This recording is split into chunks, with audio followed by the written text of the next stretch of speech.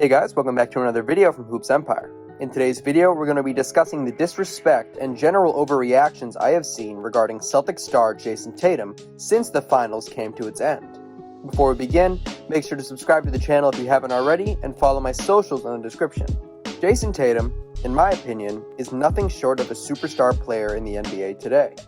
He is 24 years old, has 2 All-NBA teams including first team this year, 3 All-Star appearances, the NBA's first East Finals MVP, among countless other accolades and accomplishments.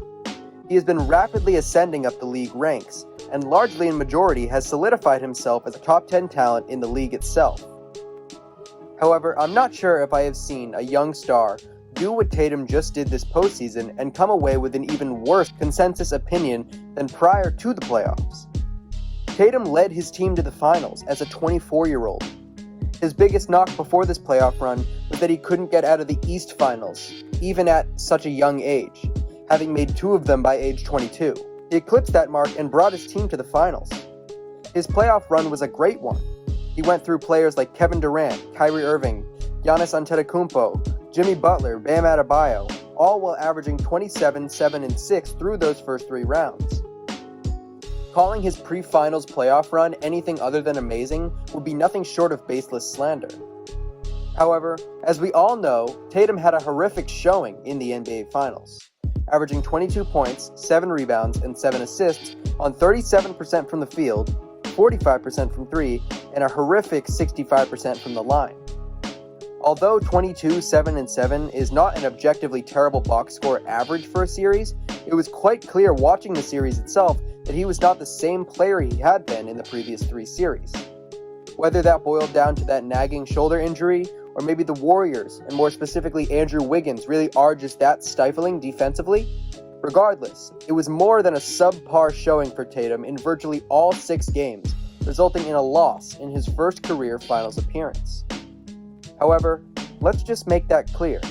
While nothing is guaranteed in the NBA, present or future, this is a young squad with a guy who only has 5 seasons logged at the helm. There is a very good chance Tatum and the Celtics get not just 1, but multiple shots at getting a ring. I wholeheartedly believe that Tatum is just getting started, and that this should be a welcomed opinion across all NBA fans. He has improved each year of his short yet accolade-filled NBA career. So yes, he deserves the slander for his poor finals performance, but at a point, things have gone way too far. Debating his skills as a player, putting him back into player comparisons that he has more than deserved to have his name taken out of, saying he is the most overrated player in the league, among countless other showings of disrespect. The player that Tatum is should not be questioned here. Sure, he has areas that he needs to improve on.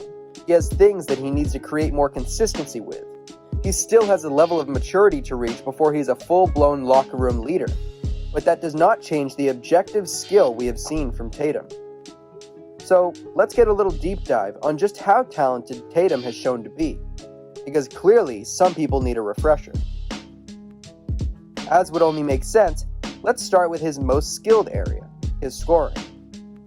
Tatum has seen his scoring average increase each year of his career, with the most recent season averaging 27 points per game. He is one of the best shooters on the planet, shooting 38% from 3 on 8 attempts per game over the last 3 seasons.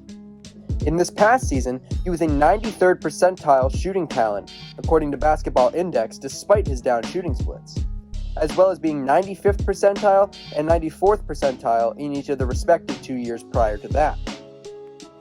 He was a 96th percentile 3-point creator, as well as 89th percentile in 3-point shot making, all while being just 4th percentile in 3-point shot quality and a shocking dead last out of 272 qualifiers in shot openness. I mean, just look at this chart here. While being dead last in open shots, there's only a handful of players who had better shot creation ratings than Jayson Tatum, truly highlighting his skill as a tough shot creator and maker. Another controversial, yet still talented part of his game is his finishing at the rim. Obviously, we saw some deficiencies in the finals. However, that does not change his statistics on a larger scale. With his tendencies to go with a Euro step instead of going through contact, or mistiming his steps, accentuated by a high center of gravity on his drives, his finishing can be inconsistent and is sometimes out of control, something that needs to be improved upon. However, while taking nearly 350 shots at the rim this season, he shot 74% on such attempts, one of the best marks in the league combined with that sort of volume. Another aspect of his game that has drastically improved, specifically over the last season or two, is his playmaking. He has seen a rise in assists per game, and just saw a playoff run in which he averaged nearly 7 assists per game, leading the playoffs in total assists. This season, Tatum was a 94th percentile playmaker among wings. The biggest misconception about playmaking is that assists are on equal measure to playmaking ability. Playmaking is exactly what it says in its name, the ability to make plays, whether it's for oneself or for those around them. Tatum is undoubtedly one of the best in the league among wings in that category.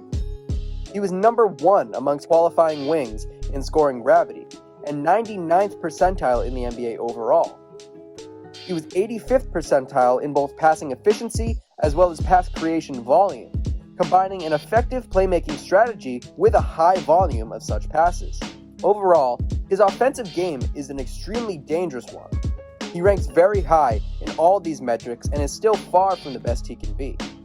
You can tell how effective he is by the on-off numbers. The Celtics' net rating with him on the floor was 11.8, one of the best marks in the entire league, and with him off, negative 2.6. A plus 14 net rating swing is absurdly high. For example, Giannis only had an on-off net rating swing of 11, Kevin Durant 10, Steph Curry 10. The only superstar I could find with a more significant net rating is Nikola Jokic, who is the NBA's back-to-back MVP. If that doesn't show Tatum's value, I'm not sure what does. I mean, just look at this plot chart here, truly showing how dangerous of an offensive player he is, even in a theoretically down season shooting-wise. Still a top-tier shot creator while possessing some of the most effective scoring gravity in the NBA. It's no wonder why the Celtics falter with him off the court. The defensive side of the ball is no different, as he is one of the best wing defenders the league has to offer at this point, while being that offensively talented. Tatum was one of 30 players this season that defended at least 900 field goals. Out of those 30, he was 3rd in defensive field goal percentage, holding opponents to under 43% from the field when defended by him, 3% lower than those players' average field goal percentage. This season, he led the league in defensive win shares. He was top 6 in defensive Raptor rating, was a 91st percentile isolation defender, 97th percentile jump shot defender, and an 88th percentile rim defender. He is one of the best off-ball or team defenders in the NBA while maintaining a very good on-ball defense. He ranked high in nearly every single respected defensive metric this past season, and his defensive impact was quite clear, as the Celtics, who were the best defensive team in the NBA, improved by 4 points per 100 possessions when Tatum was on the court, as opposed to off. In conclusion, Tatum is one of the best players the league has to offer. You are not quirky or woke for saying he's overrated, not built for the playoffs, or will never win a ring, so on and so forth. It's getting old at this point. Players have bad games, bad series even. However, Jayson Tatum's finals performance is something that is, in my opinion, being overblown. Let me ask, would you rather lead your team to the finals and lose while playing at a subpar level, or never make the finals at all, as many of the players he's being compared to have? Let's just appreciate Jayson Tatum for what he is. That's one of the NBA's best talents. Thank you guys for watching. Let me know what you thought of the video and your overall perception and opinions on Jayson Tatum. Make sure to subscribe to the channel if you haven't already, like the video if you enjoyed, and most importantly, have a good one.